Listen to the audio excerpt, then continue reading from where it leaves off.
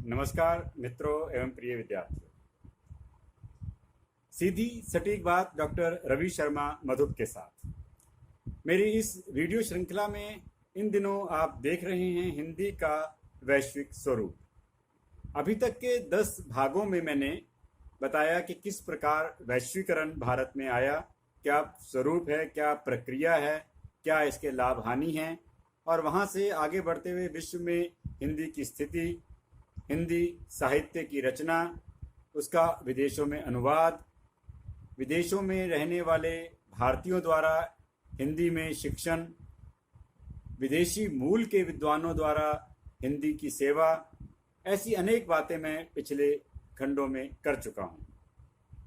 आज जो मैं बात करने जा रहा हूँ उसका शीर्षक है या केंद्रीय बिंदु है प्रवासी हिंदी साहित्य। इस विषय को शुरू करने से पहले मैं आभार व्यक्त करना चाहता हूं अपनी शोधार्थी अनीता विश्वास का।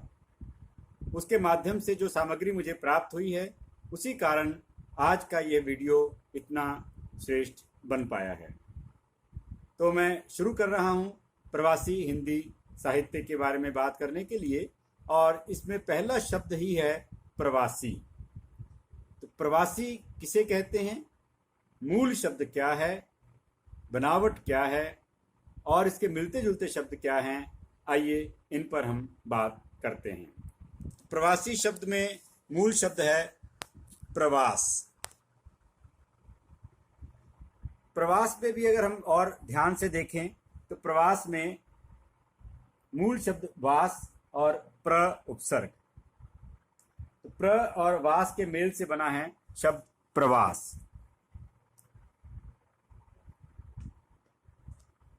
रहने के स्थान से प्रस्थान, इसका अर्थ है, क्योंकि इसमें प्र का अर्थ है प्रस्थान और वास वस धातु से बना है जिसका मतलब वास या रहना, तो इसका अर्थ हुआ रहने के स्थान से प्रस्थान, और ऐसे लोगों के लिए शब्द आया प्रवासी। इससे मिलता जुलता अंग्रेजी शब्द है डायस्पोरा। डायस्पोरा वास्तव में ग्रीक शब्द है जो वहां से अंग्रेजी भाषा में आया। ये डाया और स्पेरियन दो शब्दों के मेल से बना है। डाया शब्द का अर्थ है क्षेत्र, स्पेरियन का अर्थ है बोना या छितराना, किसी पौधे को बोना या बीजों आदि को बिखेर देना, छितराना, इससे ये शब्द बनता है डायस्पोरा। इस अर्थ में हम इसको देखते हैं तो अपने क्षेत्र यानी कि मूल देश या मूल स्थान को छोड़कर अन्य देश में प्रवास करने वाले लोगों के लिए प्रवासी शब्द प्रचलित हुआ, और एक शब्द इंडियन डायस्पोरा शब्द बना जो उन भारतीयों के लिए आया जो भारत छोड़कर विदेशों में जा बसे। इससे मिलते जुलते शब्दों की ओर चलते हैं तो शब्द आता है शर्तबंदी। अंग्रेजी शब्द है एग्रीमेंट, एग्रीमेंट की शर्त, और शर्त से जो बंधे हुए हैं, शर्त से बंधन में है, शर्तबंदी।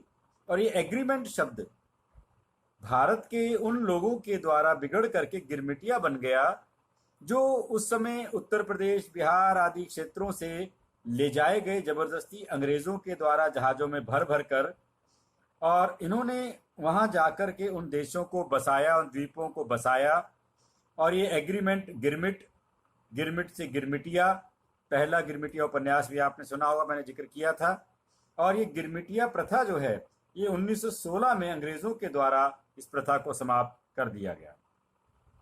अगला महत्वपूर्ण शब्द है भारतवंशी।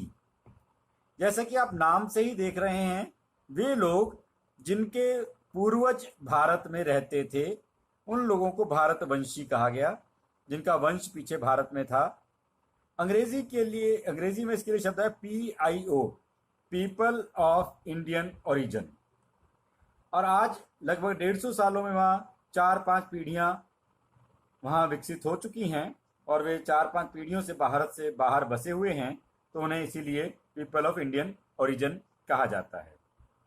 और जैसा कि हम बात कर चुके हैं पहले भी, गिरमिटिया देशों में सबसे महत्वपूर्ण देशों में कुछ देश हैं, Mauritius, Fiji, Suriname, Trinidad, Tobago, Guyana आदि। अगला शब्द है आप्रवासी। कभी कभी इस आप्रवासी शब्द को प्रवासी के साथ साथ प्रयोग किया जाता है, और अप्रवासी भारतीय भी कहा जाता है। तो इस शब्द के संदर्भ में एक बात ध्यान देने की है, अंग्रेजी में एक संक्षिप्ति है OCI, oversee citizenship of India. ये अमेरिकी आप्रवासन नीति के अंतर्गत बनाई गई थी, जिसमें भारतीयों के लिए उन्होंने OCI के रूप में इसको संक्षिप्त रूप में रखा। एक अन्य प्रचलन में आता है प्रयोग अनिवासी भारतीय। यह अंग्रेजी के NRI यानी कि नॉन रेजिडेंट इंडियन, उसका हिंदी समानांतर है। और ये अनिवासी भारतीय NRI उन भारतीयों के लिए प्रयोग किया जाता है जो एक विशेष निश्चित अवधि के लिए विदेश में जाकर बस गए और उस निश्चित अवधि के पश्चात वापस लौट आए। ये चाहे नौकरी के लिए गए हों, चाहे किसी व्यापार आदि के लिए गए हों, अध्ययन के लिए गए हों, तो ऐसे लोगों के लिए NRI शब्द चल रहा है। एक अन्य शब्द है विस्थापित। ये विस्थापित शब्द माइग्रेंट, अंग्रेजी माइग्रेंट है, उसका समानांतर है। इसी से विस्थापन बनता है, विस्थापन की समस्या आपने सुना होगा अवश्य ही। इसमें दो स्थितियां होती है विस्थापित होने की। व्यक्ति दो स्थितियों में विस्थापित होता है। एक विवशतावश, अनचाहा, वो जाना नहीं चाहता, जबरदस्ती उसे जाना पड़ा, विवश किया गया, विवश होकर के गया, जैसा कि भारतीय लोग मॉरिशस, फिजी, सूरीनाम आदि में अंग्रेजों द्वारा जबरदस्ती ले जाए गए।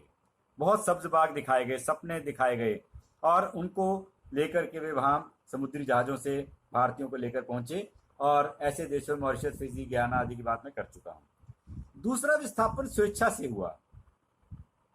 ये जो विस्थापन है, इसमें भारतीय लोग उच्च अध्ययन के लिए या अच्छी नौकरी के लिए या यूं कहें कि डॉलर कमाने के लिए स्वेच्छा से, बिना किसी दबाव के भारत से बाहर गए और इन देशों में England, America, Canada, Australia, New Zealand, इस तरह के देश और आजकल अरब देशों में भी आप जानते हैं, दुबई आदि, बड़ी संख्या में भारतीय लोग स्वेच्छा से विस्थापित होकर के गए हैं।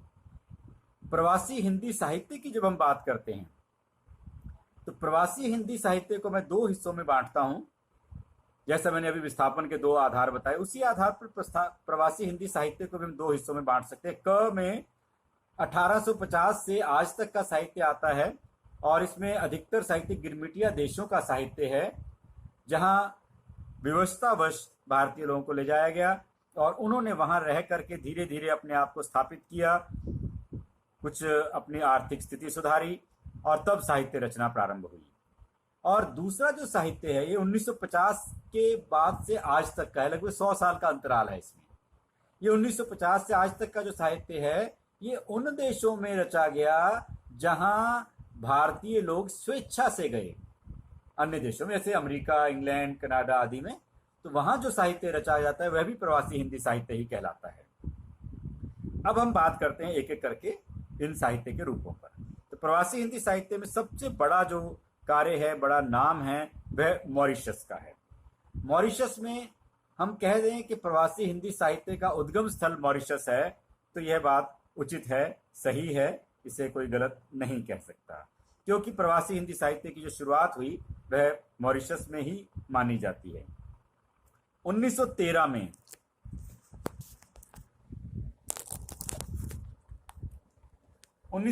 में हम देखते हैं कि श्री गणेश कौलेश्वर सिंह, उनकी रचना है,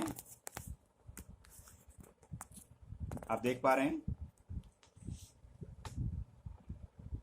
उनकी रचना होली शीर्षक लेख लिखा था और इसी शीर्षक से कविता भी प्रकाशित हुई, जिसे हिंदी की प्रथम रचना मॉरिशस में माना जाता है।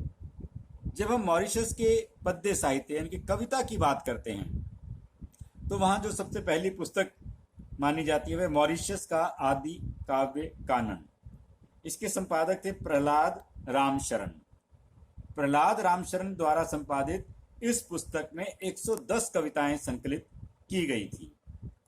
इसके बाद जब हम आगे बढ़ते हैं तो प्रमुख कवियों में जो नाम हम देखते हैं, उन नामों में हमारे पास नाम है अभिमन्यु अनंत, जिसको भी हम आगे भी चर्चा करेंगे गद्य साहित्य में भी, ब्रजेंद्र कुमार भगत मधुकर, इंद्रदेव भोला, मोहनलाल हरदयाल, हरि नारायण सीता,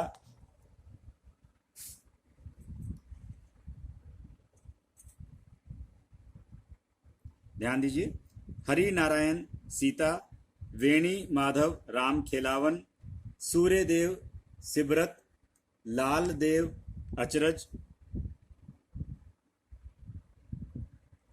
राज हीरामन, राजरानी गोबिन, हेमराज सुंदर, सरिता बुद्धू, पूजानंद नेमा, एक लाइन बीच में रह गई, साबिर गूदर, दानीश्वर श्याम, नारायण दत्त गोसाई, महेश राम जियावन आदि। ये सब कवि हैं, और भी बहुत से कवि हैं, कुछ ही नाम मैं आप तक पहुंचा पा रहा हूं। फिर हम बढ़ते हैं मॉरिशस का गद्य साहित्य। जब मॉरिशस के गद्य साहित्य की ओर जाते हैं तो पहली कहानी वहां मानी जाती है 1933 में रची गई इंदो। इसके लेखक हैं तारकेश्वर नाथ चतुर्वेदी। और 1960 में प्रकाशित पहला कदम उपन्यास, जिसके लेखक कृष्णलाल बिहारी हैं, इसे वहां का हिंदी का प्रथम उपन्यास विद्वानों के द्वारा माना जाता है। अब मैं आपका जिक्र आपके सामने लाना चाहूँगा एक बड़े साहित्यकार को, जिनका नाम है अभिमन्यु अनंत। कवि भी बहुत अच्छे थे, लेकिन इनकी जो ख्याति है वह उपन्यासकार के रूप में है, और हम इन्हें मॉरिशस के प्रेमचंद कहें तो कोई अतिशयोक्ति नहीं होगी। इन्होंने 14 उपन्यास लिखे, जिनमें लाल पसीना, गांधी जी बोले थे, पसीना बहता रहता है, लहरों की बेटी, शब्द भंग आदि उपन्यास बहुत चर्चित रहे हैं। शब्द भंग को दिल्ली विश्वविद्यालय के पाठ्यक्रम में भी रखा गया। इसके अतिरिक्त भी बहुत से साहित्यकार हैं, उनमें से कुछ ही नाम मैं यहाँ ले पाऊंगा। अन्य साहित्यकारों में लक्ष्मी नारायण चतुर्वेदी, सोमदत्त बखौरी, मुनीश्वर लाल चिंतामणि, रामदेव धुरंधर, इस तरह के अन्य कई नाम हैं। और इसी के साथ एक नाम और मैं इसमें जोड़ना चाहूँगा, हिंदी से भी हैं, वे हैं रामदेव टेंगर। तो उन्होंने हिंदी के लिए वहाँ लड़ाई लड़ी है और हिंदी शिक्षण को आगे बढ़ाने, महत्व देने का बहुत कार्य किया है। और इन सब से हमें वहाँ पर मिलने का अवसर मिला था जब हम गए थे। रामदेव धुरंधर जी से भी मुलाकात हुई थी। और इसी प्रकार जो नामों में मैंने आपके सामने कुछ नाम रखे थे, इसमें एक नाम मैं भूल रहा हूँ, यहाँ आना चाहिए, वो आ गया कि नहीं आ गया। राज हीरामन से मिले राजरानी गोबिंद, जो वहाँ पर कार्य कर रही हैं महात्मा गांधी संस्थान में। इनके हेमराज सुंदर, सरिता बुद्धू, इनसे भी वहाँ मुलाकात हुई थी। तो ये सभी साहित्यकार वहाँ साहित्य रचना कर रहे हैं, और इस प्रकार बनता है मॉरिशस का हिंदी प्रवासी साहित्य। तो मॉरिशस का प्रवासी साहित्य महत्वपूर्ण है, क्योंकि सबसे ज़्यादा साहित्य रचना विदेशों में अगर हुई है तो वह मॉरिशस में हुई है। इसके बाद अभी और कई देश हैं, जिसमें फिजी है, सूरीनाम है, गयाना है। इन पर मैं अगले खंड में चर्चा करूंगा, और अभी इस खंड में इतना ही। तो मित्रों, ये था प्रवासी हिंदी साहित्य का भाग 1। तो देखते रहिए सीधी सटीक बात डॉक्टर रवि शर्मा मधुप के साथ।